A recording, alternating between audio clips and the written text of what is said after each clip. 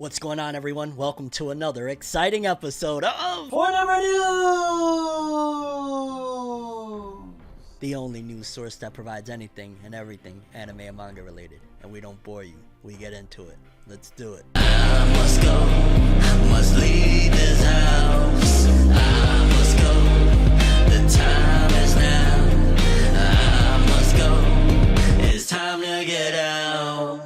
Okay, people, before we get started, I would appreciate it if you would hit that subscribe button and hit that bell to get notified. We drop new episodes of Forever News every Saturday, 12 p.m. EST, and throughout the week, we re-upload those segments from that episode into smaller videos, so that way it's more easier to digest and for your viewing pleasure. So I'd appreciate it if you would hit those buttons, subscribe, bell, and yeah, we do each other a service. I don't want to waste any more of your time. Let's get into it. Okay, people, and first story of the episode, because boy, do we have a doozy of stories throughout this episode, but this one in particular might make you a little bit worried. I'm gonna be honest with you, because while it's a story that maybe some of you are gonna be confused at first as to exactly why it relates to you, trust me, it's important, because I was checking the news cycle this week and I came across a story that I didn't even realize was a story until I started digging a little bit deeper, because there's an anime that just got announced for another season. It's called The Ancient Magus Bride, and it's season 2, scheduled for April 2023. And again, you're probably like, FORNEV, I've never even watched that series, I ain't hear of it. Maybe some of you have, but I'm sure there's a lot of people that are a little bit confused. Again, okay, what's the big deal? Well, the studio that is attached is Studio Kafka. And again, you're probably like, okay, who's Studio Kafka? What does that mean? What's going on here? Well, this title in particular, again, The Ancient Magus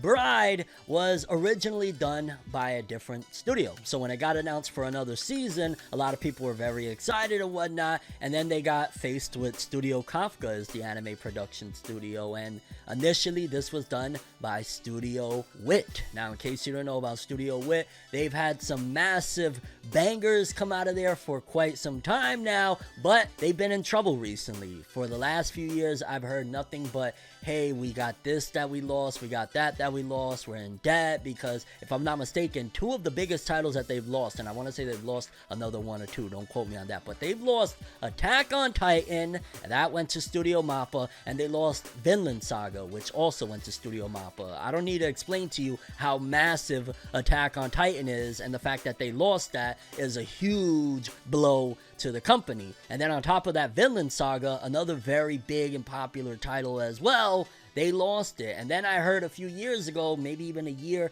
2 at the most, that they were $4.5 million in debt, which I don't need to explain to you that being millions of dollars in debt is not a good thing. I remember Studio Wit, when they first launched, it was like a spin-off of Production IG. Production IG, very big studio. They've done some very big titles and whatnot, but I remember being like, yo, Studio Wit is it. You know what I'm saying? We got some massive stuff coming out of there. And little by little, they have been taking big L's. Millions of dollars lost. They lost Attack on Titan. They lost Vinland Saga. They're still trying to get by. They got Ranking of Kings right now. I would say that that's probably one of the biggest titles that they have, alongside Spy Family. But Spy Family is a joint collaboration with Studio Clover, so that's not exclusively their title. And also the fact that they're doing co-production with another studio, which is not a common thing. Usually they will have the title, like an anime studio will have the title to a series, and then maybe they'll, let sub studios from different places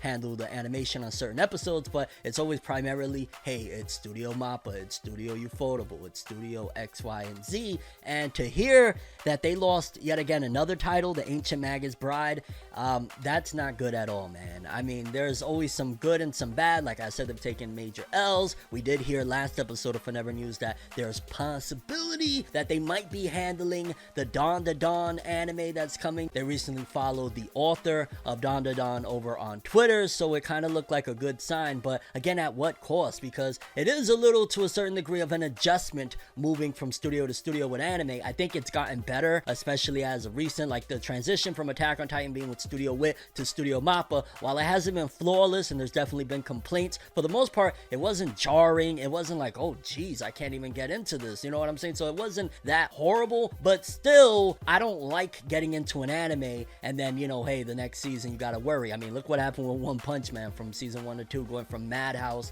to studio, was it Shaft, if I'm not mistaken? It was a massive difference in terms of the quality of animation. So while I'm not necessarily the most familiar with the Ancient Magus Bride, ultimately this is a sign that, is it a bad thing at this point for something to go to Studio Wit exclusively? Because if we're gonna keep on having cases of, hey, they have it, then next season or the season after that they don't, that's gonna make me worrisome of like, yo, what happens when it doesn't get pulled off properly? What happens when Studio Mappa aren't the ones to come and rescue the IP? What happens then? You know what I'm saying? Like, is the Ancient Magus Bride season 2 by Studio Kafka gonna be able to live up to the quality of art and animation that a Studio Wit can provide? It makes me worry. I mean, granted, there is a silver lining in all of this, and you're probably gonna say, well, what silver lining, dog? They're 4.5 million in the hole. They've lost 3 titles, big titles at that. What could be the silver lining? And I'll be honest, the silver lining isn't necessarily to do with Studio Wit,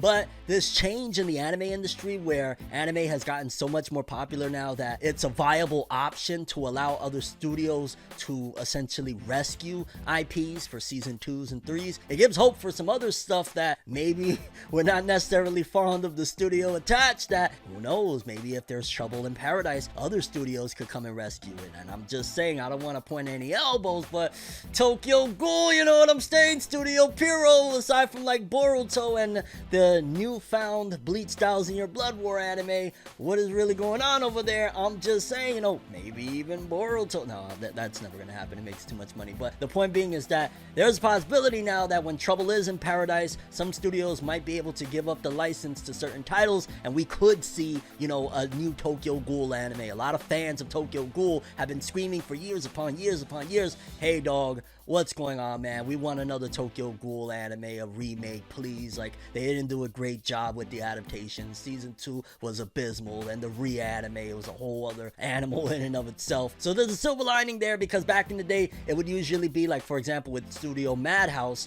it would get a season 1, and then if Madhouse didn't want to do anything, well, they're Madhouse, they got money, they don't care, they're just gonna hold on to the license and keep selling merch, and that's about it. So now in this new age where anime is so popular that it could still see potentially a profit going to a different studio, now we could probably be talking about some of those lost titles that we always wanted, either a remake or another season.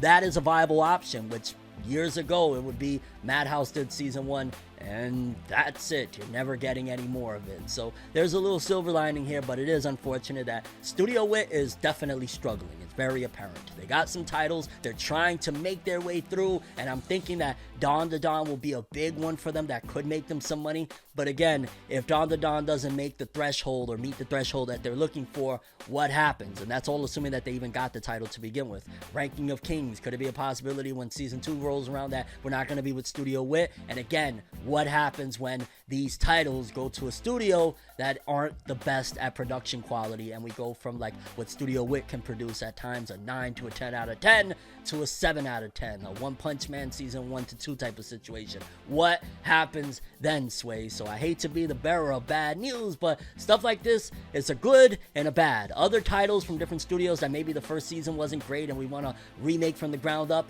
hey, if they're not doing that well, and now that this is becoming more of a thing, we could see remakes and stuff like that. But yeah, Studio Wit is struggling, and despite the fact that Spy Family is doing very well, got to keep in mind that they're doing co-production with Cloverworks, so they're probably getting a 50-50 split, and that's not going to save them. So we'll see what happens, but Studio Wit definitely in troubled waters, so to speak, and it's a shame because Studio Wit does so much amazing jobs with their adaptations, and it's not looking bueno, mates. Next up, Black Clover fans. A lot of people have been hitting me up recently like, yo, Fornev, why do you don't talk no more Black Clover news? Well, I don't make the news, I just report on it, and we finally got a little bit of news. Probably not the news you want to hear per se, because it's not good news, but hey, it's something Black Clover related. Because it was, I want to say a while ago now, that there was a Black Clover popularity poll that was conducted. It hasn't been shown for a long time, to be honest with you. I forgot all about it, and I love those popularity polls. It kind of gives us an idea of the pulse of the series, whether it be in Japan or worldwide or whatnot,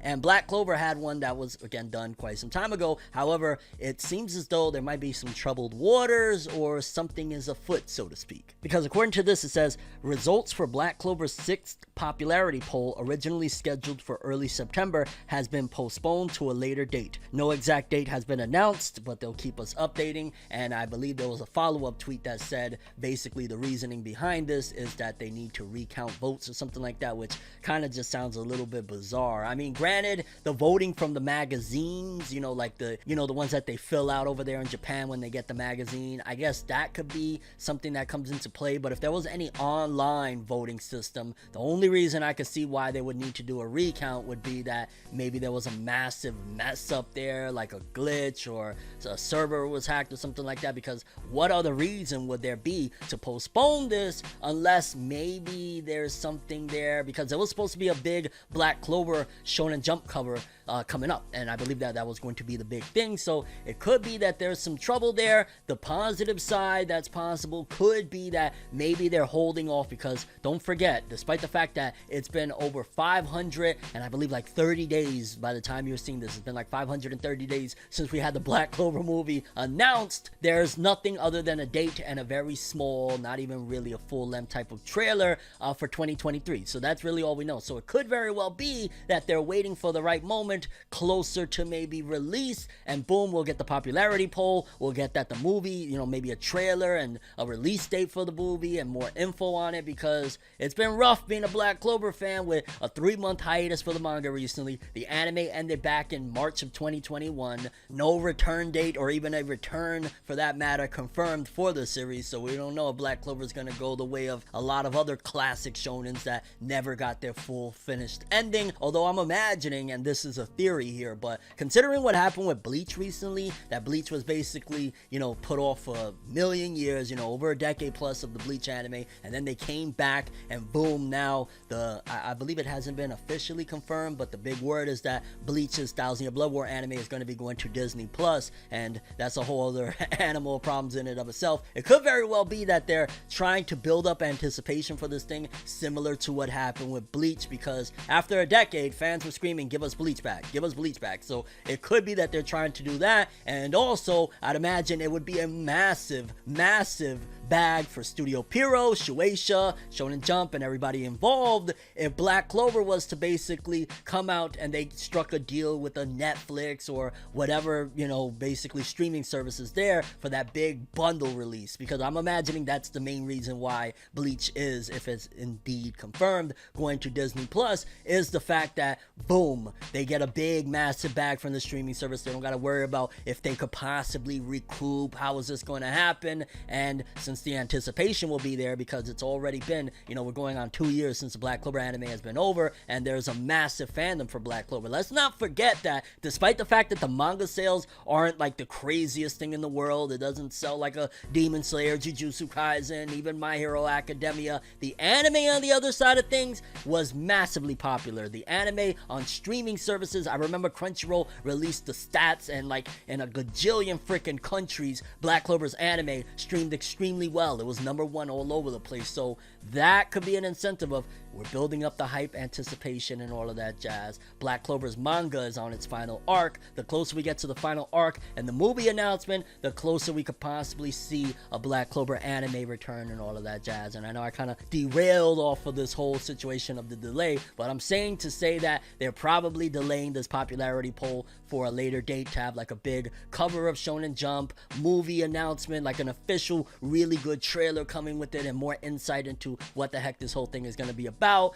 and maybe tying into the potential, and I feel inevitable, return of the Black Clover anime. I have no doubt in my mind, in some form or another, whether it be, again, a Netflix comes with a massive bag like, I am here to save you Black Clover motherfuckers, like something's gonna happen there. So hopefully this is not bad news of like not many people voted or something like that, and it's good news that they're just lining things up for some other announcement that they're coming with Black Clover, and hopefully it's the movie, hopefully it's, you know, the anime, something there. But we gotta wait and see. Either way, Black Clover's popularity poll has been postponed until a later date, unknown, and according to them, it's to recount votes and stuff like that, which I just feel like, what?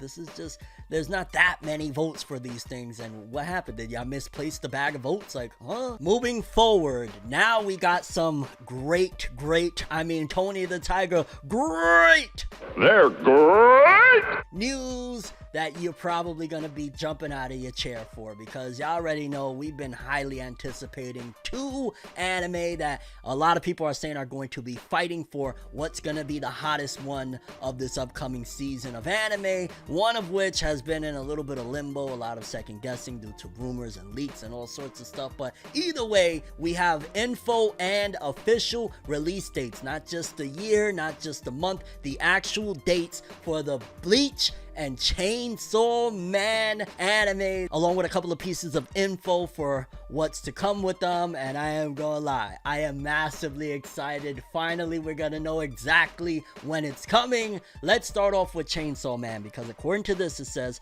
Chainsaw Man announces October 12th premiere, which I saw October 11th a couple of other places. I'm imagining maybe in Japan it'll be October 12th, but because of the time difference over here, we'll get it October 11th. So 11th or 12th, look around, but more than likely I'm gonna guess it's actually the 11th over here, and they're just reporting that in Japan it's gonna be on the 12th. But for us, since we're like 14 hours behind Japan, we'll probably get it on the 11th. And also, we got a little piece of information that says Ryu Nakayama, the director of Jujutsu Kaisen's episodes, helms action-adventure TV anime at Studio Mappa. So we have the director of Jujutsu Kaisen working on Chainsaw Man, and we got it coming October 11th, 12th, again, probably the 11th, and that is freaking amazing. I ain't gonna lie. Finally, we know. Now you know to mark your calendars. October 11th or 12th-ish, Chainsaw Man's coming, and we know we're in good hands, because there's no doubts, I don't think from anybody, that the adaptation of Jujutsu Kaisen Season 1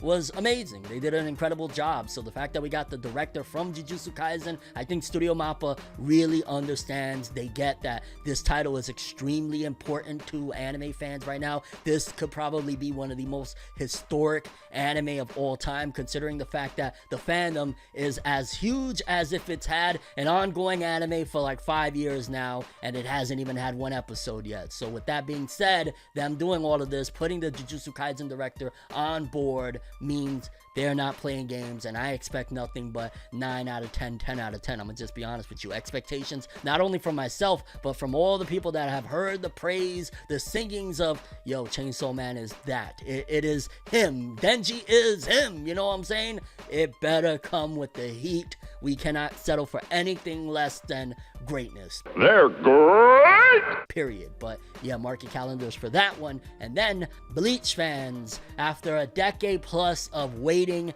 we finally got the announcement and a little bit of insight for it as well, for the Bleach anime return. And this one, I believe, is unanimous on the release date. It says here, Bleach 1000-Year Blood War Arc TV anime is scheduled to start broadcasting on October 10th, 2022. So the 10th and 11th, more or less, you got Bleach and Chainsaw Man. I'm not even gonna lie, this is gonna be absolutely incredible, dog. We're gonna have every freaking week back-to-back Bleach and then Chainsaw Man. Do you understand? Like, I was already hyped of, you know, hey, we're having 2 very awesome titles that are gonna be coming out with new anime and stuff like that. Chainsaw Man finally getting the anime, Bleach returning after a decade plus. But then we have back to back. A part of me is a little bit like stressed out of like, dog, it's gonna be a lot to talk about with both series, but at the same time, I'm just ecstatic that finally some really awesome anime is coming. I haven't been that enthusiastic about watching anime. I've been more in my manga bag for a bit now. These 2 is gonna restore the feeling, I have no doubt in my mind. And we also got a little bit more insight that says here, Bleach's 1000-Year Blood War TV anime opening ending have been revealed. The opening is called Scar by Kitani Tatsuya, and the ending is Saihate by Senra Rin. So we got the opening, we got the ending, and I'm not even gonna lie, fam, Bleach returning October 10th. Hopefully they do a lot of what fans have been hoping for, and what I mean by that is a lot of fans have been wanting for them to change certain aspects or add on to certain things, and I believe the creator Tite Kubo has already confirmed that some fights that weren't shown are going to be shown, some stuff is going to be extended and whatnot. So it looks like this is going to be one of the best seasons for shonen anime fans, period. I mean, this is going to be nuts. And while I got you here, I also got a little bit more insight on Chainsaw Man Japanese anime, not in particular about that release date, but according to this, it says the Chainsaw Man world premiere stage greetings with the latest information will again be streamed on September 9th. The stream is only posting the premiere stage greeting, not the world premiere itself, but I do recall when One Punch Man's anime was coming out that there was a big leak that it came out like, you know, in September, and we didn't actually have the official release until October, so anything's possible. And I'm not gonna lie, when it comes to Chainsaw Man, one of my favorite manga of all time, as you right there, you see right there, yeah, I might actually put on my Luffy straw hat, you know what I'm saying, and get my watch on if it drops a month beforehand. I'm just saying, you never know what's possible. But yes, people, Chainsaw Man, Bleach October 10th, Chainsaw Man October 11th-ish, 12th-ish. Again, I keep seeing conflicting dates, but it's more than likely the 11th for us over here in the West. Let's go, baby. I am so pumped. This is gonna be a good time, fam. It's gonna be a good time to be an anime fan. Let's go. Okay, people, next up, One Piece fans. I got a slew of One Piece stories for you guys, a whole bunch of just great news in general all around for the series, for the franchise as a whole. Let's jump straight into it. For starters, One Piece manga. Now, it's been I guess a big question on what's happening with One Piece's manga in terms of the success, because we know that the longer an IP goes, the more is going to decrease in popularity. It just is what it is. It's not, you know, One Piece's fault. No series is exempt from this. No franchise is exempt from this, that if you keep on releasing, fans little by little will fall off. And we've been reporting for months now on the One Piece manga status in terms of sales, and I've seen personally firsthand One Piece's manga sales over the years slowly but surely decrease. And it's natural. It's nothing to say like, hey, One Piece fell off. It's just the way of the world. When things keep on going, little by little fans lose interest. However, it seems as though One Piece's film Red has restored the feeling in terms of a lot of back catalog of One Piece manga has been going nuts. Basically, One Piece's manga has seen a resurgence in sales, and not just the latest volumes. Like, this is freaking nuts. According to this, it says older One Piece volumes are breaking Japan's top manga sales ranking, as Film Red seems to have created a new interest for the series. A record of over 60 One Piece volumes have entered the daily top rankings, the highest number the series has ever had, and I want to say majority of them are older volumes. So it's like a lot of the older stuff, it seems as though a lot of people are maybe even younger kids, they went with their parents and stuff like that, because you got to imagine over there, One Piece has been popping since, you know, the manga came out 97, anime 99. So a lot of these people, their parents, and some are probably even grandparents if they were old enough when they got into One Piece back in the day. They have kids and grandchildren. They probably brought their kiddos to the theaters and whatnot. The kids fell in love with it, thought it was amazing. From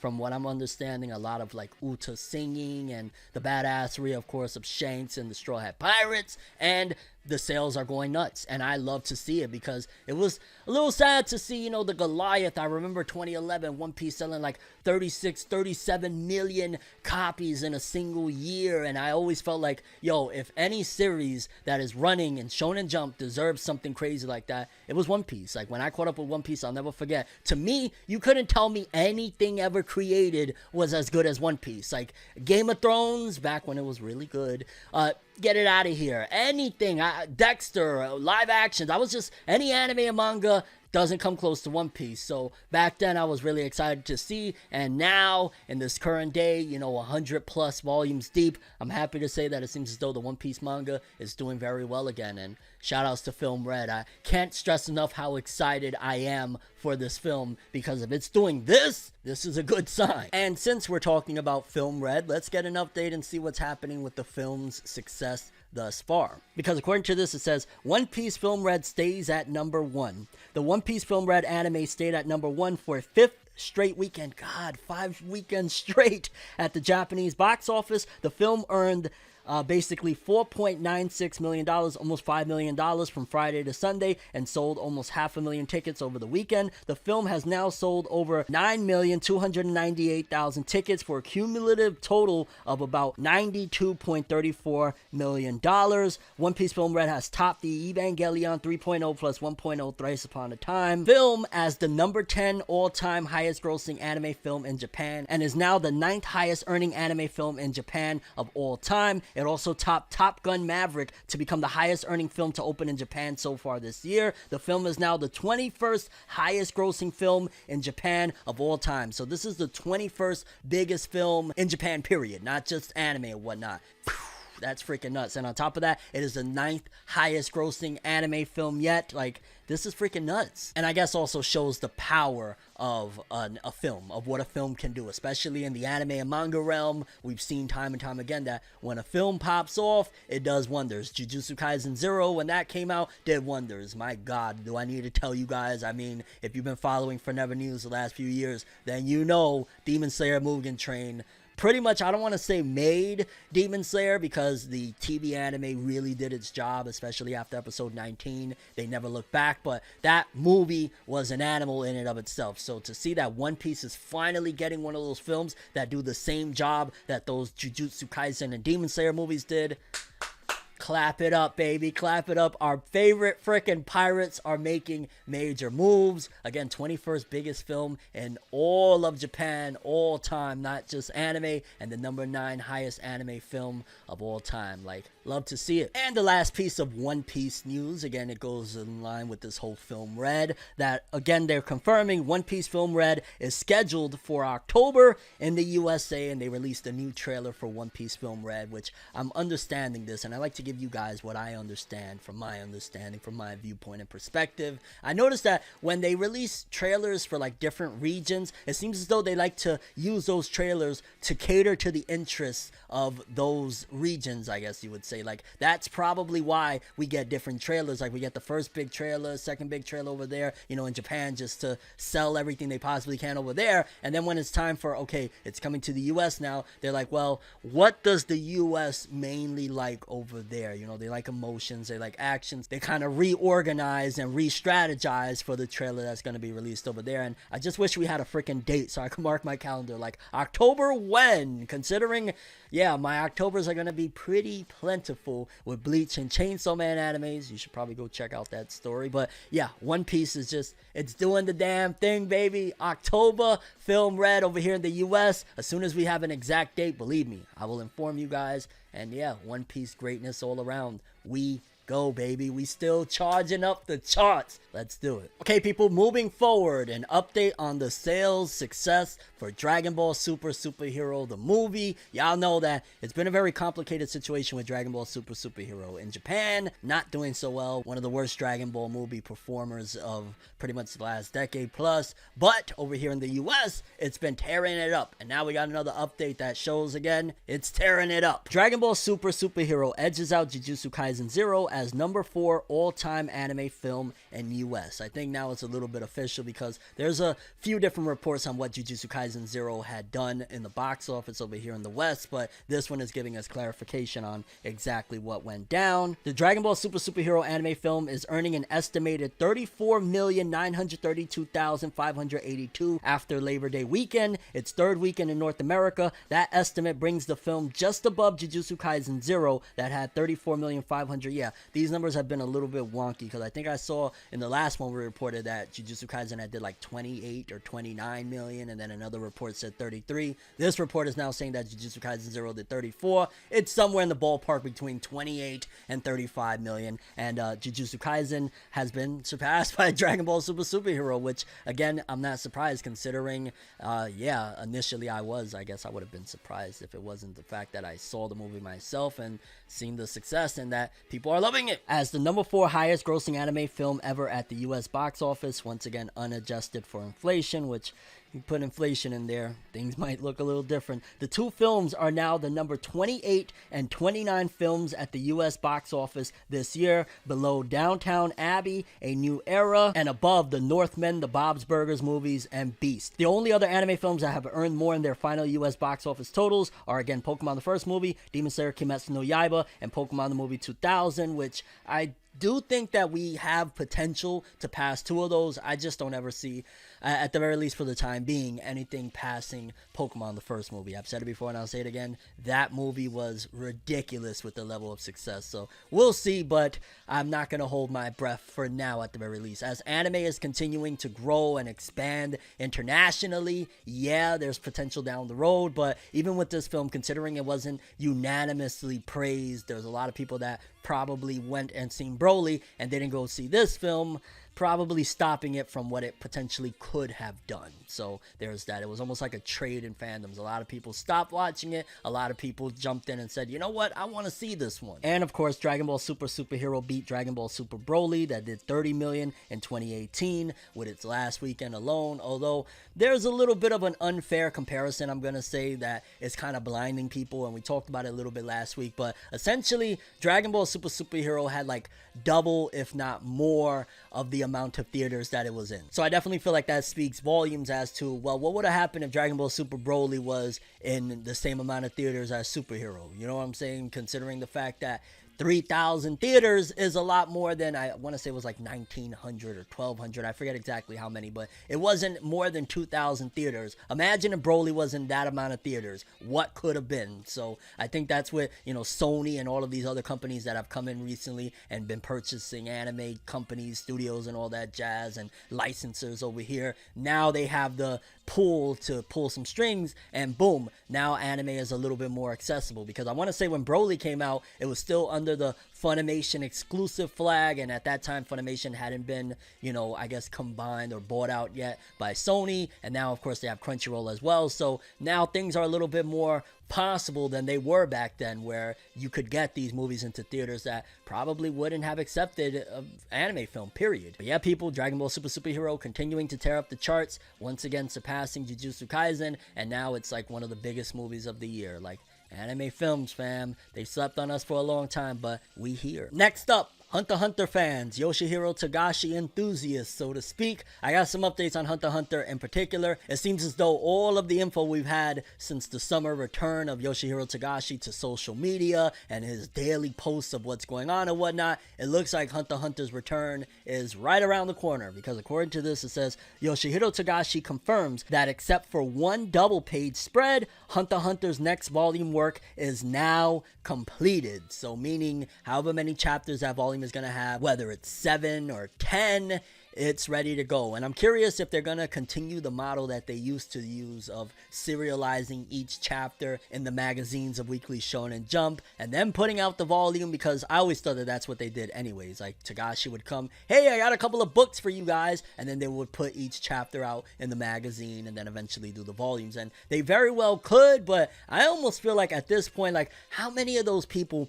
that was reading Hunter x Hunter back in the day are still reading Shonen Jump? And I'm talking about specifically the people that came for Hunter x Hunter. I understand that One Piece has been going on pretty much longer than Hunter x Hunter was, but the difference is One Piece has been consistently releasing manga year after year in the magazine. A lot of those Hunter x Hunter fans, I'd imagine that they just came for Hunter x Hunter, are probably not reading Weekly Shonen Jump no more. Like, you got to think that that was a long time ago, and despite, you know, it coming back here and there, the hiatuses and whatnot have, I don't want to say killed the hype, but probably deterred a lot of people that maybe they used to sit around in Weekly Shonen Jump waiting for those next chapters. I think it would honestly even be more so beneficial for Hunter x Hunter's sales to just drop the volume. Like, instead of putting it out and fans read it and then eventually, you know, you hope the collectors go and buy it, why not just, boom, here's a brand new volume, go buy it. I'd be willing to bet that sales will be ridiculous. You put out maybe some advertisements for it in Weekly Shonen Jump, or dare I say it, even serialize a couple of chapters first, maybe like 2 or 3, get people going, leave it off on a cliffhanger, and oh, we got the volume coming out. And I'm speaking strictly from a sales perspective. Fan wise, yeah, just give us the chapters, you know what I'm saying? But I'm talking about from a money standpoint, it would be a lot smarter to probably just advertise the living crap out of it, put one of those trailers that they be putting out, those manga PVs and whatnot for Hunter x Hunter, and yo, new volume out on stands right now, go check it out. I'll be willing to bet that it will sell a lot more that way than just, hey, I already read all those chapters in Jump, maybe I'll buy it, maybe I won't. people are gonna run out in droves to go buy those volumes if that's the only way they could read it right there. And then eventually, you know, maybe put it out on, after a long time of it being out, on digital apps to get people to come back to the digital. Like, there's a lot of different ways now to do this, opposed to back in the day where it was pretty much their only resolve is, yeah, let's just, you know, serialize it weekly. Like, a lot of those Hunter x Hunter fans, I'd imagine, have moved on, and I'm specifically speaking about the diehards that used to read it in Shonen Jump. It'd be better to just bring the volume to them. And in some other comical Yoshihiro Togashi news, I don't want to say comical because this would probably make me rage. According to Togashi, he recently said that he cannot connect to the fixed position Wi-Fi, meaning for whatever reason, he can't get connected to his Wi-Fi, and I wouldn't be surprised if that's him making an excuse from now on so that maybe he could be a little bit inconsistent in them releases. Yoshihiro Togashi, one of the most inconsistent geniuses. I will always say that, or I will always wonder what would have been of Hunter x Hunter had Togashi not had all of these issues and hiatuses and whatnot. Like, would Hunter x Hunter have surpassed the big three, or even been on the level at the very least of the big three, Naruto, One Piece, and Bleach, in terms of success worldwide? Like, make no mistake about it, Hunter x Hunter extremely successful, but the heights that Naruto and all of them had seen, there's always going to be that question of, could Hunter x Hunter have been that spot? Instead of Naruto, could it have been Hunter x Hunter being the big thing in the US? We'll never know, I guess. But either way, new Hunter x Hunter incoming, and Togashi's having Wi-Fi problems. Yeah, man. Gotta love that guy. Okay, people, next up, a very funny news piece that I figured I'd share with you because, like, I always find these to be a little bit comical. Now, granted, some of them can be awesome, and to this point, I still would really love if they brought this to the US, brought it to Broadway or anything like that. But apparently, they're doing a new Attack on Titan musical. Yes, people. It says Attack on Titan manga gets stage musical next January. Kodansha announced on Monday that Hajime Isayama's Attack on Titan manga is inspiring a stage musical that will run at the Oryx Theater in Osaka on January 7th to the 9th, 2023, and at the Senkan Hall in Tokyo on January 14th to 24th, 2023. There's a poster, which I ain't gonna lie, for the most part, even though there's a million pounds of CG all over the place, they look pretty solid, the actors there. And it says Go Ueki is directing the play with a script by Masafumi Hata, hip-hop artist. Ooh, they bringing hip-hop into there. Hip-hop artist Ken the 390. Ken the 390. Sounds like Royce the 5'9". Like, yo, why not just bring Royce in? Why y'all playing with my guy? Is the music director with lyrics by Kaori Miura. The staff aims to combine traditional staging and music with the latest technology to recreate the Attack on Titan world. And how does that work? For starters, how are you going to have, like, the Titans? Unless you're going to have people, like, on stilts with Titan costumes. How the hell does that work? Are you going to have, like, projection screens behind them with the Titans there? Like, that sounds a little bit bizarre. On top of that, it's a musical, so it's going to be like, I am Eren, that Titan is really fucking big, help me now, Mikasa, Eren-kun, I'm coming. I mean, granted, it would be a riot and stuff like that, but yeah, like, some stage play musicals and stuff maybe could work, like Naruto, you know, dress them up like Naruto characters and perform or whatnot, but the Titans, like, it's gotta be people with costumes and stilts or projection screens. Like, how else does that work? And also, it just sounds a little bit silly, but you never know, maybe it would be awesome. I'd love to see it regardless, just to check it out, and hopefully someday anime gets big enough over here internationally for them to say, yeah, let's do some stage plays over there, because I'd check in immediately. Like, between waiting for anime films, this would be a really awesome thing to do on the side of, like, yo, dog, there's a new, you know what I'm saying, Attack on Titan, Dragon Ball, Vinland Saga stage play. Let's go check it out. Yes, people, Attack on Titan musical happening over there in Japan, and we probably won't be able to see it aside from clips on YouTube. Yeah. Okay, people, next up. In case you didn't know, there's 3 Berserk films that was released a few years back. I want to say maybe like 2012-ish. They released 3 films that adapted the Golden Age arc, and despite the 2016 Berserk anime CG, the CG that was used in those films, because it was like a blend of, you get some 2D shots, and then, like, if it's really complex, it would throw in some 3D, and from time to time there'd be 3D even on simple scenes. But it seems as though, from what we've gathered in the last episode, we talked about that Berserk is getting a essential remaster of those 3 films with updated scenes and a whole bunch of cool stuff, and we have a little bit more insight into this. And Berserk fans, it's time, baby. And also October, I can't stress enough, October, if you're an anime fan in October, Baby, it's gonna be beautiful. Berserk Ogan Jidai Hen Memorial Edition. Berserk the Golden Age Arc Memorial Edition reveals a third key visual. Yuta Sano, the person that did Kaiju no Komodo 3D CG, helms anime at Studio 4C in October 2022. And this key visual, I'm not even gonna lie, looks beautiful. And based on, again, what we know, they're going to be updating scenes, hopefully fixing some of the CG scenes that looked really bad. Considering technology has updated now, they can even recreate some scenes. And it makes me think too, like, if they're doing that, right, like if they're going to possibly update some of these scenes, then who knows, maybe they're creating aesthetics for something further down the road, and they're like, well, we could reuse them for some shots here in the Golden Age movies and stuff like that. You never know. I'm going to look at it again as this is a test to see how far they could take Berserk now that, you know, it went viral and everybody's been talking about it with the unfortunate and untimely demise of the late, great god of manga, Kentaro Miura. Again, I think that this is a test to see if people are rocking with Berserk to that level, and I'm hoping that this does well enough that they look at it and say, you know what, this is awesome, let's go do something else with the IP, let's make some more greatness with Berserk and give it the proper adaptation that it deserves. Or it could be that this studio, who knows, maybe the license for the Berserk anime is running out and they're like, let's do something else before we lose it, because we know somebody else is about to grab up the rights and do some crazy stuff, so let's do one last hoorah before Berserk goes off and we don't have a hold of it anymore. I don't know, but either way, I know that this key visual looks dope, and I'm really hoping that the Berserk movies now look damn near to perfection if they're going to be updating some scenes, because Berserk deserves nothing less. I'm just saying. Moving forward, people of My Hero Academia fandom, we got an updated trailer for the upcoming My Hero Academia anime season 6,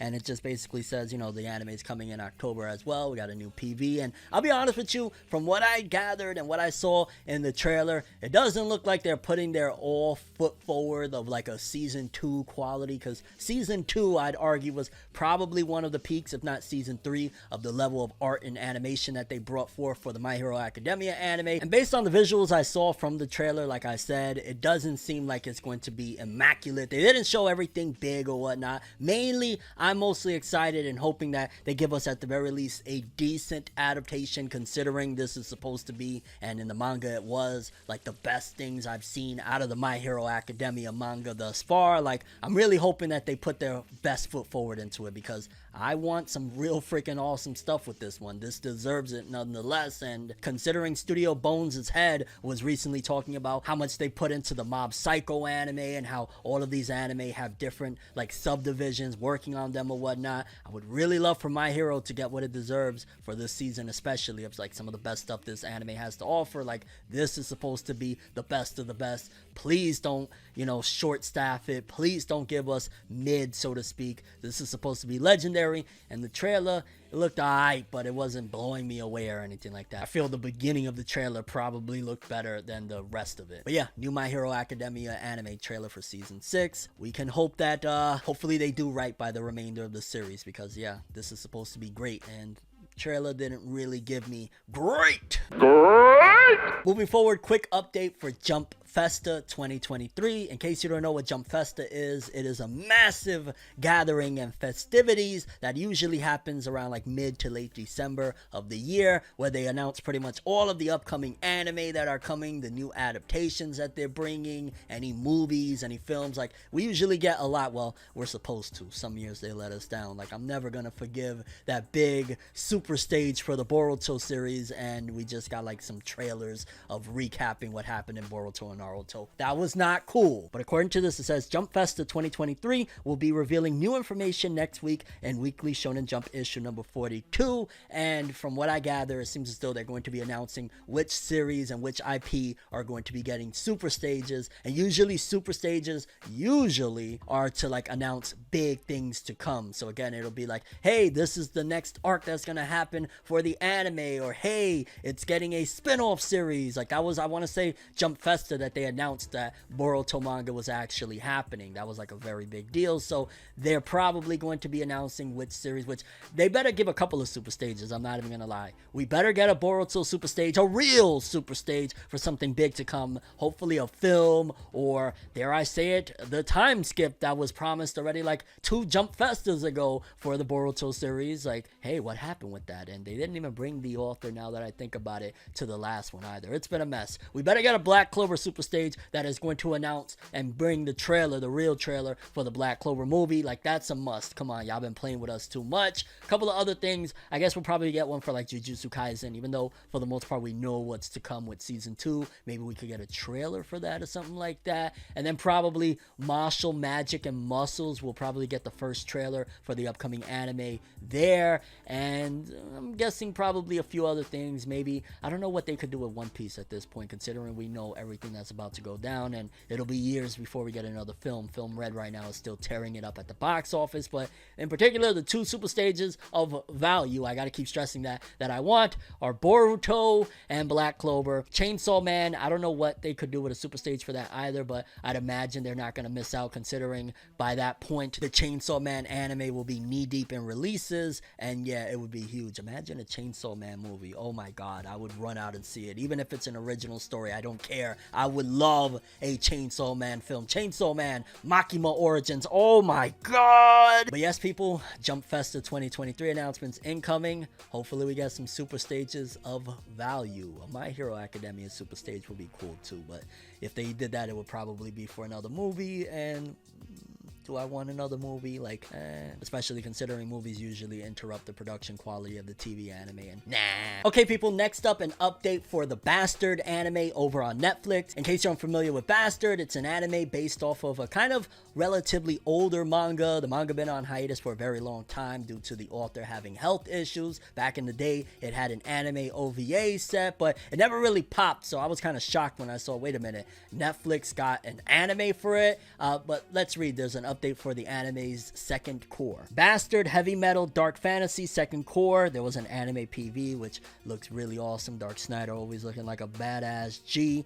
New episodes arrive on Netflix on September 15th. And I'll be honest with you, I've been trying to watch Bastard pretty much since it came out. Initially, I was a little distracted watching a bunch of live action stuff, but then on top of that, when I finally sat down to watch it, I'm gonna be honest with you, I don't know if it's the adaptation or what. Like, it's alright, but I kind of expected better, because I remember really loving the old anime OVAs that came out back in the day. I believe I actually have it somewhere around here. Like, I really loved that old OVA, and the Netflix anime, I don't know if it's the colors or the tone or what, it hasn't been hitting like I thought it would. And maybe I'll do a Bastard review over on my main channel at some given point. If you want one of those, definitely let me know. But yeah, not the biggest fan of it, and I know this isn't a review for it per se, but just wanted to give you guys a heads up on my thoughts on Bastard thus far. Either way, new episodes coming September 15th. If I end up finishing season 1, I'll probably jump in and see what's good with, or not season 1, the first core.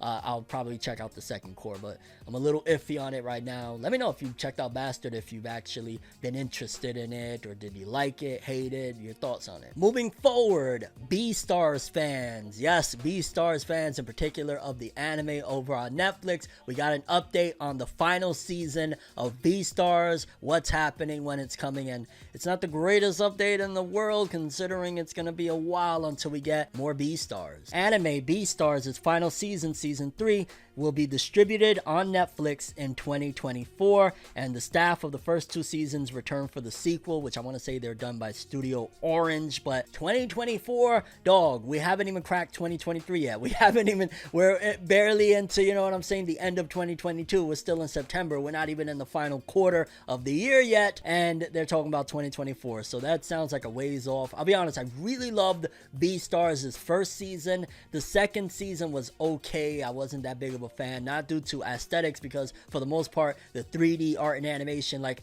usually when you're using 3D art and animation, if it's on like animals and stuff like that, it's fine. It never really bothered me for Beastars. I always thought like, it kind of fits. It's all right. But yeah, I wasn't the biggest fan of season 2. I'm hoping season 3 could turn it around for me, and considering it's the final season, make it count. But yeah, that's a ways off, man. I was expecting maybe like spring or summer, hell, even fall of 2023, but 2024, I'm guessing at the earliest we could get maybe like January of 2024. So still a ways off. If you was hoping for Beastars coming this year or next year, don't, because it won't be arriving until 2024 over on Netflix. Take the good with the bad. It gives them more time to really polish it and make it look purdy for us. Moving forward, Sword Art Online fans, in case you missed it in one of the latest episodes of FORNEVER News, we spoke about the film that was coming to theaters over there in Japan was postponed. They said it was due to COVID reasons, and I said, oh, so the people going to watch Dragon Ball and all of these other films in theaters, they were immune to COVID, but Sword Art Online fans, nah, they can't rock with that, huh? But it was postponed nonetheless. I believe it's Sword Art Online, the movie Progressive Scherzo of the Deep Night, and they now got a new updated date for it. It says here the postponed date is now October 22nd of 2022. So by that point it's gonna slow down. Honestly, I feel like that was straight up and irresponsibly at that a misuse of the excuse of, hey, COVID. Like, I feel like they just used that because either there was production issues, maybe they wanted to drum up a little more interest, something there, and they just said, man, just tell them it's COVID. Which, if that's the case, that's a very shitty excuse to use. Like, at the end of the day, if that's not legitimately the reason why you're postponing it, why come out with that at all? It just seemed a little bit fishy to me. Like, oh, so COVID is a problem now, but next month it's not going to be a problem. Like, if anything, it gives more of an opportunity for by next month something to happen where, hey, it's getting bad again, we got to shut down Japan. So yeah, just something to keep in mind. But if you were over there in Japan or waiting for Sword Art Online,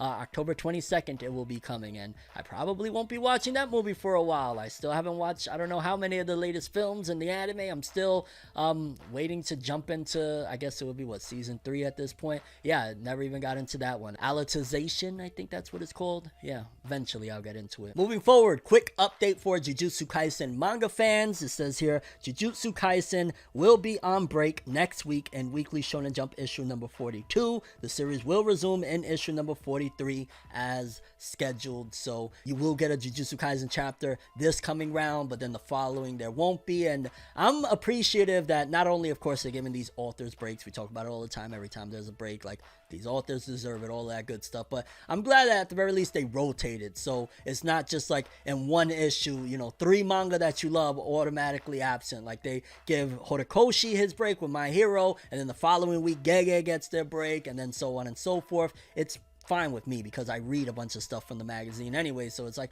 okay, well, next week we'll catch Jujutsu, and probably the following week Black Clover will be on break, and so on and so forth. But I always feel it's important to give you guys updates so that you know what's going on, and you don't think, did they cancel Jujutsu Kaisen? Like, no, just break, scheduled, usual. Next up, quick update for the success of the manga Sakamoto Days. If you ain't reading Sakamoto Days, man, it's pretty fire. From what I've read so far, I really like it. But it says here, Sakamoto Days has reached 1.9 million copies in circulation thanks to its latest reprints, and the series will be receiving a color page next week in Weekly Shonen Jump issue number 42. So almost 2 million copies sold. Considering Sakamoto Days is an unconventional series for Shonen Jump, it's about like this old, out of shape, retired assassin, and like things come into his life, but for the most part he just wants to be with his family and his shop. So to see that it actually has been able to obtain almost 2 million, not necessarily sales, it's, out there pretty much. And I always look at it as,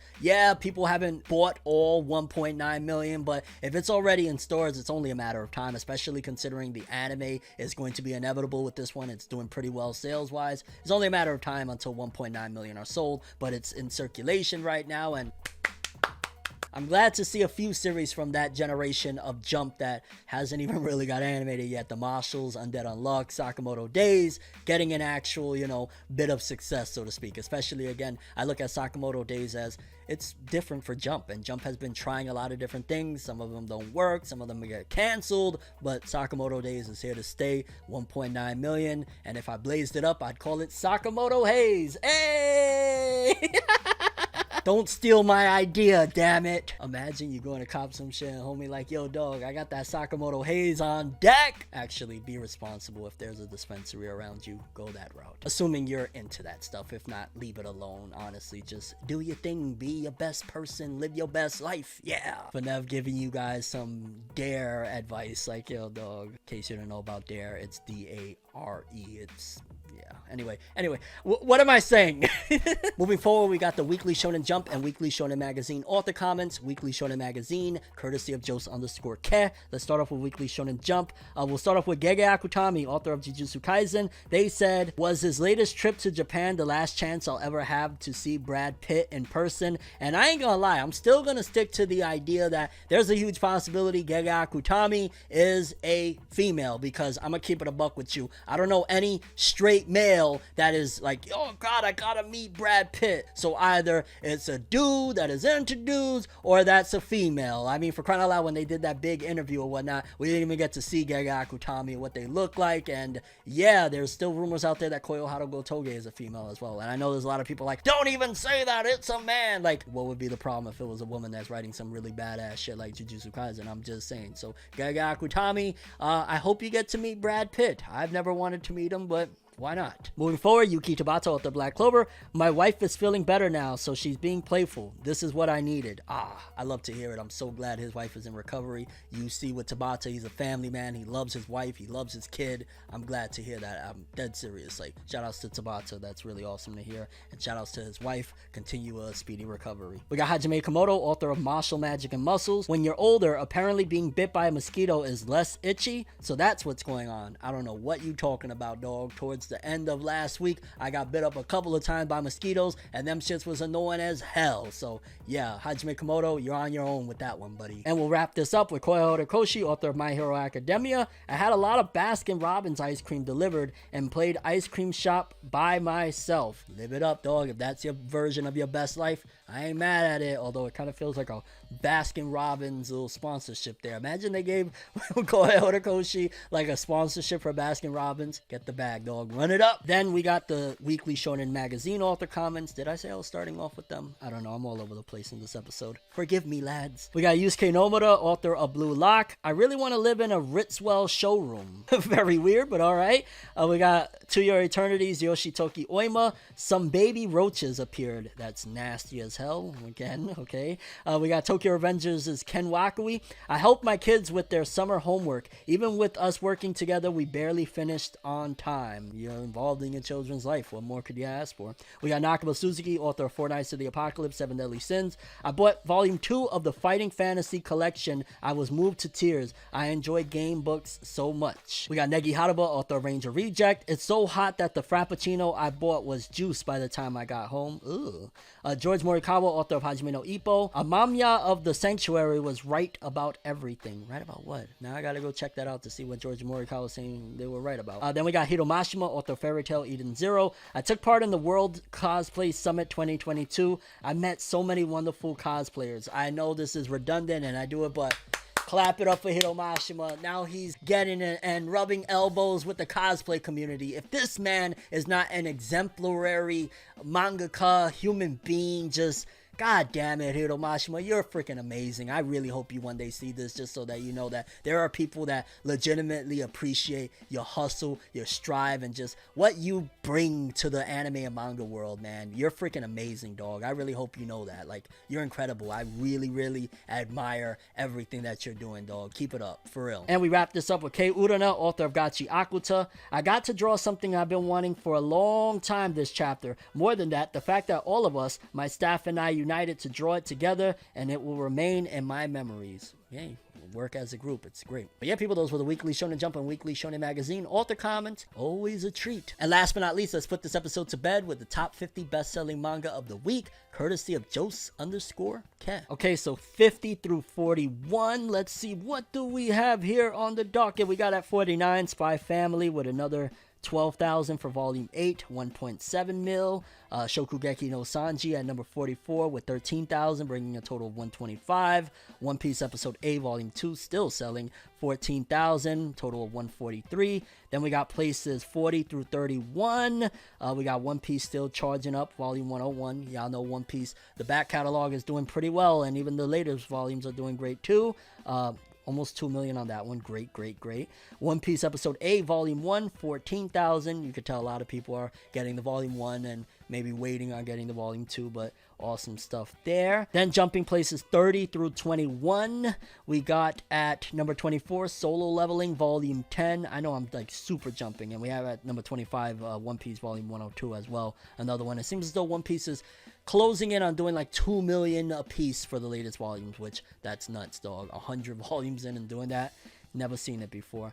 Then we got Solo Leveling at number 22 with volume 9, another 19,000, bringing his total to 35,000. Four Knights of the Apocalypse at number 21, volume 19, 19,000, bringing his total to 67. Four Knights of the Apocalypse definitely going to get an anime adaptation, more than likely with Netflix. It seems as though Nakaba Suzuki's works are like exclusive to there, but man, I really enjoyed what I read of the Four Knights of the Apocalypse first few chapters, but I've heard some inappropriate things, so yeah. And I'm not talking about the author, by the way. I want to be clear. I'm talking about one of the latest chapters just had some weird stuff in it with an older woman and a younger boy, and Then we got places 20 through 11. We've got, let's see, a lot of really things that I'm not too familiar with. I mean, at number 11, we got Goblin Slayer Side Story Year 1 doing 30,000 almost. Goblin Slayer, actually, from what I saw, I think I saw like the first episode or two. I actually have the Blu-ray right over there. I really need to watch the whole thing just so I know for sure that it is an absolute cesspool of crazy. Ugh. And we got top 10 over here. Another Goblin Slayer at number 7, volume 13, 43,000. People are eating it up. Pause. We got One Piece volume 103, another 59,000, 1.7. That one is doing great, and it's because it has some awesome contents, and I love that cover, man. The purple just looks just greatness. Number 2, Jujutsu Kaisen volume 20. It's been like stuck at number 2 forever, with 76,000, bringing its total to 1.3. And at number 1, Tokyo Revengers' latest volume 29, with another 147,000, almost 600,000, 591,000. Tokyo Revengers still selling well, despite the fact that a lot of people have been saying it's been going downhill for a long time. I put the manga on pause. I plan on getting back into it at some given point, but hey, numbers don't lie. People are still into it. And yes, people, that's all the stories we have for today's episode. Curious what you guys think. Most important story, favorite story, something I didn't cover, and you're screaming, FORNEV, why didn't you cover it? Please let me know. That's all I have for this one. I'm ForneverWorld, and as always, people, have an awesome day. And remember the golden rule: anime and manga for life, boy. Have an awesome day. Peace in, and you guys just watched another episode of FORNEVERNEWS.